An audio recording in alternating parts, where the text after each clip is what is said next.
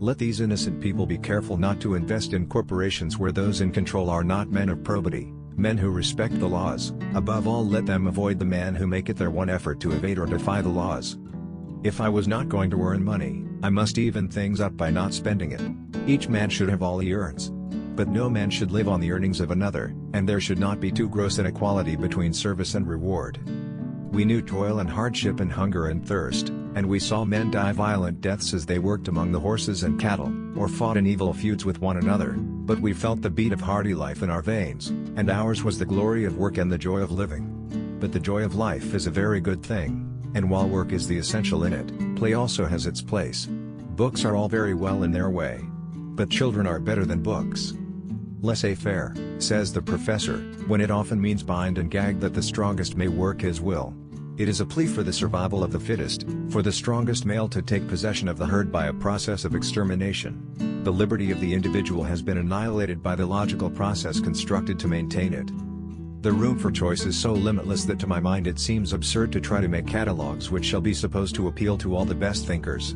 This is why I have no sympathy whatever with writing lists of the 100 best books, or the 5-foot library. Far better it is to dare mighty things, to win glorious triumphs, even though checkered by failure, than to take rank with those poor spirits who neither enjoy much nor suffer much, because they live in the great twilight that knows neither victory nor defeat. I wish to preach, not the doctrine of ignoble ease, but the doctrine of the strenuous life, the life of toil and effort, of labor and strife, to preach that highest form of success which comes, not to the man who desires mere easy peace, but to the man who does not shrink from danger, from hardship, or from bitter toil, and who out of these wins the splendid ultimate triumph. We do not admire the man of timid peace.